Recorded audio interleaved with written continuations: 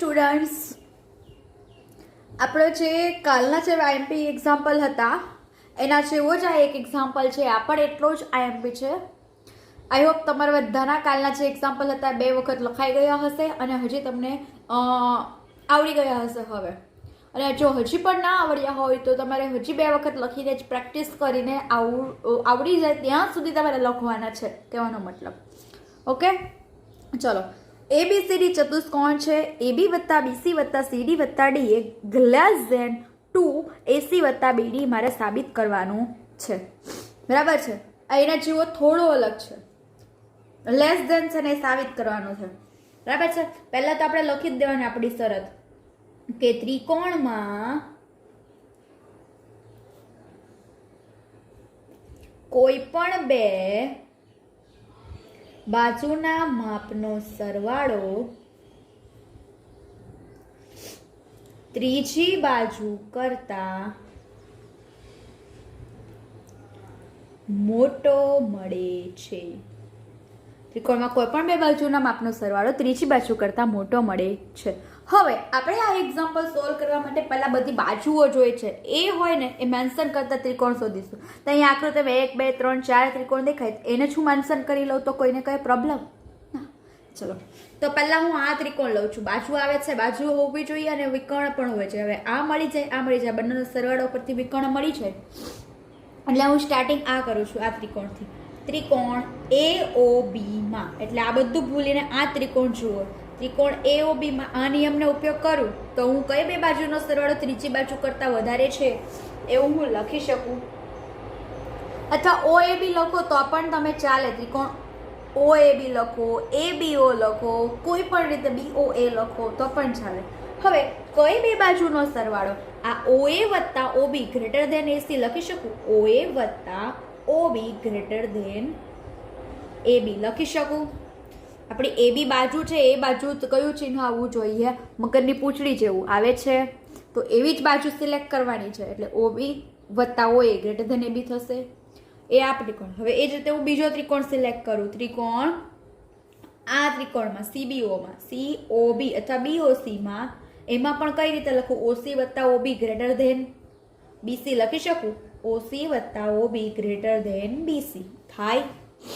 એ જ રીતે હું ઉપરનો ત્રિકોણ પસંદ કરું છું. ત્રિકોણ DOC માં, તો એમાં પણ હું શું લખી શકું? OD વત્તા OC greater than DC, OD વત્તા OC ગ્રેટર ધેન CD. આવું કેમ કરીએ છીએ? આ બાજુઓ આપણે આપણું માંગેલું છે, બરાબર, એના પરથી આપણે આવું સિલેક્શન કરીએ છીએ. ત્યાર પછી ત્રિકોણ આ લઈ લઉં હું OAD. ત્રિકોણ AOD માં કઈ 2 બાજુ?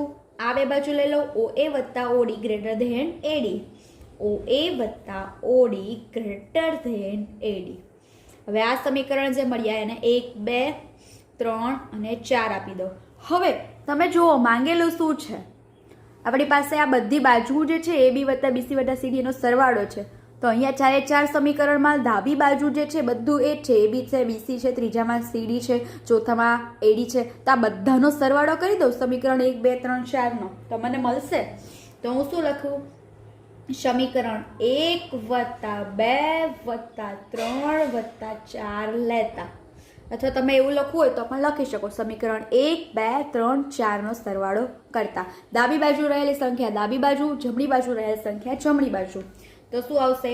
OA વત્તા OB વત્તા OC વત્તા OB વત્તા OD વત્તા OC વત્તા OA વત્તા OD ગ્રેટર ધેન AB વત્તા BC વત્તા CD વત્તા AD છે.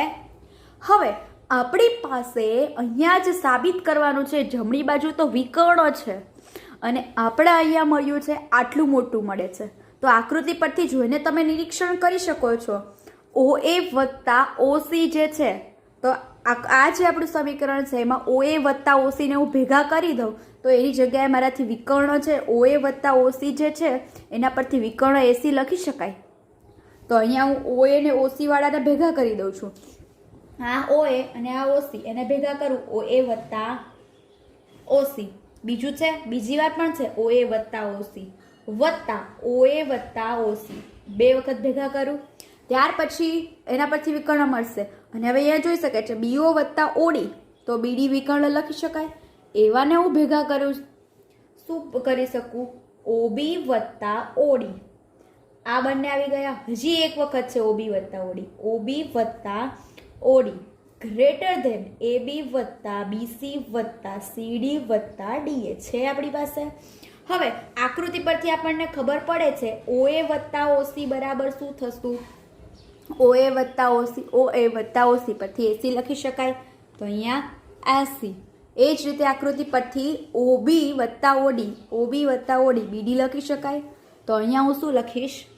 OB વત્તા OD બરાબર BD. તો આની કિંમત હું આપણના સમીકરણમાં મૂકી દઉં. OA વત્તા OC, તો એની જગ્યાએ AC આપણે કહ્યું. OA વત્તા OC, AC વત્તા BD ગ્રેટર ધેન AB વત્તા BC વત્તા CD વત્તા DA. હવે આ બંને બબે વખત આવે છે, તો હું આ રીતે લખી શકું 2AC વત્તા 2BD ગ્રેટર ધેન AB વત્તા BC વત્તા CD વત્તા DA.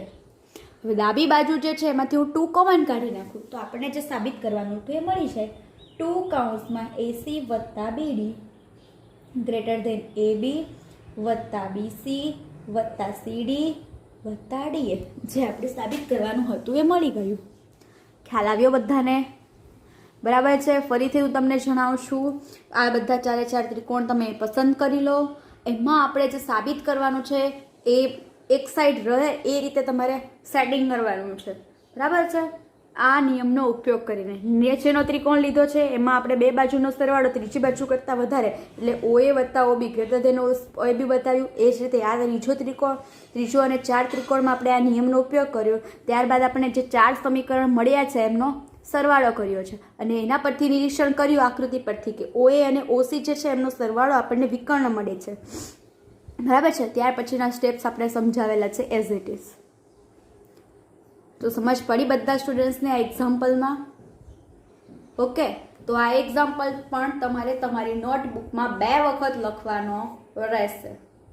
ઓકે, ચલો આપણે નેક્સ્ટ જે છે એ પણ મોસ્ટ ટાઈમ છે, એને જોઈએ આપણે. ચલો પ્રશ્ન નંબર 6. એક ત્રિકોણની 2 બાજુઓની લંબાઈ 12 સેન્ટીમીટર અને 15 સેન્ટીમીટર છે, તો ત્રીજી બાજુની લંબાઈ કયા 2 માપની વચ્ચે આવવી જોઈએ? તો આપણને એક ખબર છે, કોઈ પણ 2 બાજુના માપનો સરવાળો ત્રીજી બાજુ કરતાં મોટો હોય છે, એ આપણને ખ્યાલ છે. અને એના પરથી એક બીજી નોટ પણ આવે છે, સરવાળો મોટો હોય છે અને તફાવત કેવો હોય છે? ત્રીજી બાજુ કરતાં નાનો હોય છે. તો આપણે કયા 2ની વચ્ચે ત્રીજી બાજુનું માપ હશે એ આપણને મળી જશે. તો પહેલા આપણો નિયમ લખી દઈએ. ત્રિકોણમાં કોઈ પણ 2 બાજુના માપનો સરવાળો ત્રીજી બાજુ કરતાં વધારે હોય છે. આપણને કોઈ પણ 2 બાજુ તરીકે કઈ આપેલી છે? 15 સેન્ટીમીટર અને 12 સેન્ટીમીટર. તો હું આ રીતે લખી શકું, કોઈ પણ 2 બાજુનો સરવાળો ગ્રેટર ધેન ત્રીજી બાજુ લખી શકું. અને કોઈ પણ 2 બાજુ એટલે આપણને આપેલી છે 2 બાજુ 15 સેન્ટીમીટર અને 12 સેન્ટીમીટર, તો 15 વત્તા 12 સેન્ટીમીટર ગ્રેટર ધેન ત્રીજી બાજુ લખી શકું હું. બરાબર. 15 વત્તા 12 કેટલા થશે? 27 સેન્ટીમીટર થશે. 27 સેન્ટીમીટર ગ્રેટર ધેન ત્રીજી બાજુ, એટલે હું કહી શકું ત્રીજી બાજુનું માપ હંમેશા 27 સેન્ટીમીટર કરતાં કેવું હશે? નાનું જ હશે. બરાબર છે? ખ્યાલ આવ્યો? ત્રીજી બાજુનું માપ હંમેશા 27 સેન્ટીમીટર કરતાં કેવું હશે? ઓછું હશે અથવા નાનું હશે. ચલો હવે કોના કરતાં મોટું છે એ શોધવા માટે આપણે આ નિયમ તમારે હજી સુધી આવ્યો નથી, પણ તમે લખી લેજો. ત્રિકોણમાં કોઈ પણ 2 બાજુના માપનો તફાવત ત્રીજી બાજુ કરતાં ઓછો હોય. બરાબર છે? આ નોટ તમારે યાદ રાખવાની છે આ એક્ઝામ્પલ માટે. ચલો હવે કોઈ પણ બે બાજુના માપનો તફાવત એટલે આપણી પાસે બે બાજુ છે, કોઈ પણ બે બાજુના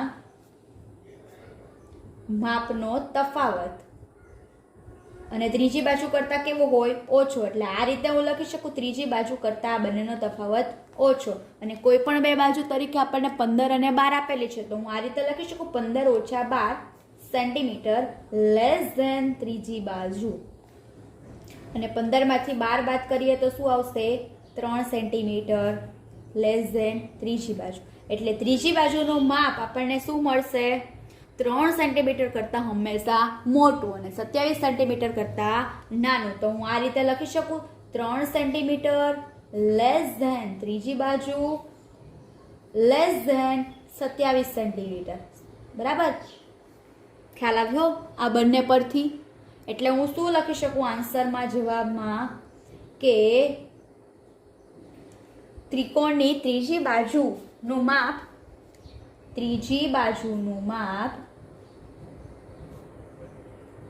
3 સેન્ટીમીટર અને 27 સેન્ટીમીટરની વચ્ચેનું કોઈ પણ હોઈ શકે. ખ્યાલ આવ્યો? ઓકે. એટલે આ એક્ઝામ્પલ ગણવા માટે આપણે બે નોટ યાદ રાખવાની. કોઈ પણ બે બાજુનો સરવાળો ત્રીજી બાજુ કરતાં વધારે હોય અને તફાવત હંમેશા ત્રીજી બાજુ કરતાં ઓછો હોય. એટલે જે સરવાળો છે એના પરથી આપણે ત્રીજી બાજુનું માપ કયા માપથી વધારે નથી લેવાનું એ ખ્યાલ આવશે અને આમાં કયા માપથી ઓછું નથી લેવાનું એ ખ્યાલ આવશે. એટલે હંમેશા આ તફાવત પરથી આપણે ત્રીજી બાજુ કેટલી મોટી છે અને નાની છે એ આપણે નક્કી કરી શકીએ. એટલે કે ત્રીજી બાજુનું માપ 3 સેન્ટીમીટર અને 27 સેન્ટીમીટરની વચ્ચે કોઈ પણ હોઈ શકે તો આપણે ત્રિકોણ શક્ય છે એમ કહી શકીએ. ખ્યાલ આવ્યો? આ એક્ઝામ્પલ પણ મોસ્ટ ટાઈમ છે. આ રિલેટેડ પણ કેટલાક એક્ઝામ્પલ તમને પૂછાશે એક્ઝામમાં.